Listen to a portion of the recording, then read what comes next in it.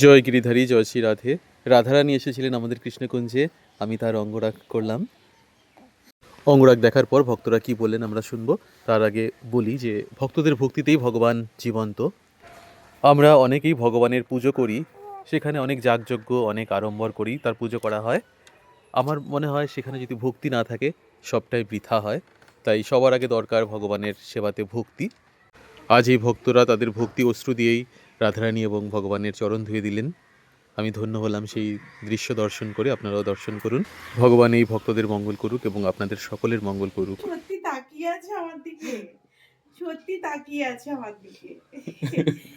এতদিন তাকিয়ে থাকতো না, আজকে পুরো তাকিয়ে আছে আমার দিকে। তোমাদের ভক্তিতে ভগবান জীবন্ত। চিনতে পারছি না ওদের, সত্যি এরকম যে হবে আমি সত্যি ভাবতে পারিনি যে আমি কাকে এসে দেখবো এখন।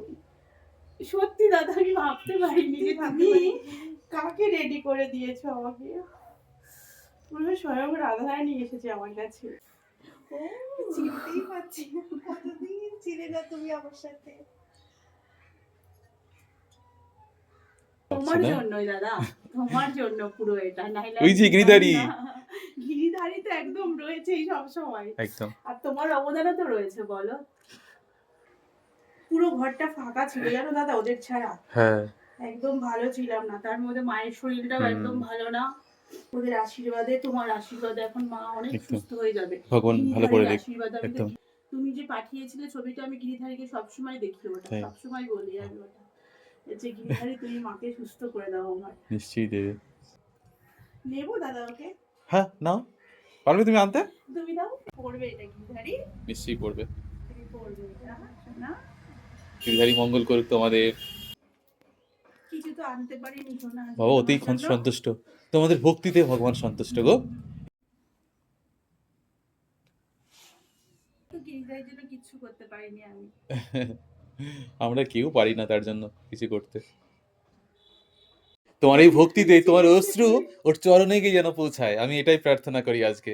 এটাই তো ভক্তি, ভালোবাসা। এর থেকে বড় পুজো আর কিচ্ছু হতে পারে না।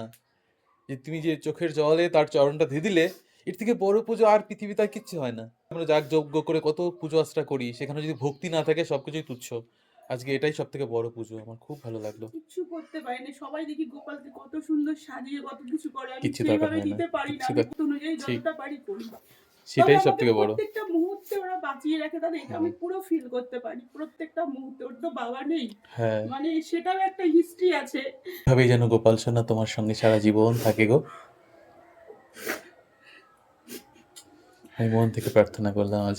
তুমি নিয়ে যেও দাদা গিরিধারীকে, আমি সময় করে বলবো যাতে আমি ওকে নিয়ে তোমাকে একটু সুন্দরভাবে বসাতে পারি, গিরিধারীকে আমার বাড়িতে।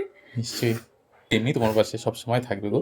সেটা তো এখন তোমার বললাম না, তোমার প্রোফাইল দেখার পর থেকে সত্যি ফিল করতে পারি যে গিরিধারী রয়েছে আমাদের আছে, অবশ্যই আছে। তিনি না থাকলে আমরা আজকে থাকতাম নাকি কোথাও, আমরা কেউ থাকতে পারতাম না। তার জন্য তো জগৎটা চলছে বলো।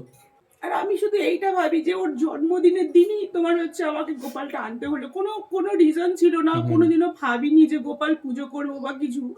মানে ওকে দুপুরবেলায় খেতে দেবো জন্মদিনের দিন, 3টের সময় হঠাৎ করে বাড়ি থেকে বেরিয়ে নাগের বাজারে এসেছি। কি মনে হলো কি কিনবো, হঠাৎ করে গেছি গোপালের দোকানে, গেছি একটা ছোট গোপাল দাও না, গিয়ে কিনে নিয়ে গিয়ে ওকে বলছি যে এটাই তোর স্পেশাল গিফট আজকে। মহৎ উপহার, যত্ন করে রাখবে। হ্যাঁ, ওটা দেখে এবার দিদির মেয়ে বলছে যে তুই তো দুদিন পরে তো আমারও জন্মদিন মাসি, তো আমাকে একটা গোপাল দিস। আবার সেম ওকে একটা দিয়েছি। বাহ, এটা খুব ভালো কাজ করেছো। ঘরে এখন গোপাল ভরে যাচ্ছে। তারপর তোমাকে বললাম না যে তারপরে ওই যে তারপরে ওকে নিয়েছি, তারপরে রাধারানী, তারপরে রাধারানী শ্রীকৃষ্ণ পরপর সাজিয়েছি। আমি চাইছি যে জন্মাষ্টমীর আগে একটা 16 নম্বর লালাকে যদি নিতে পারি তাহলে যেন আমার জীবন সার্থক হবে।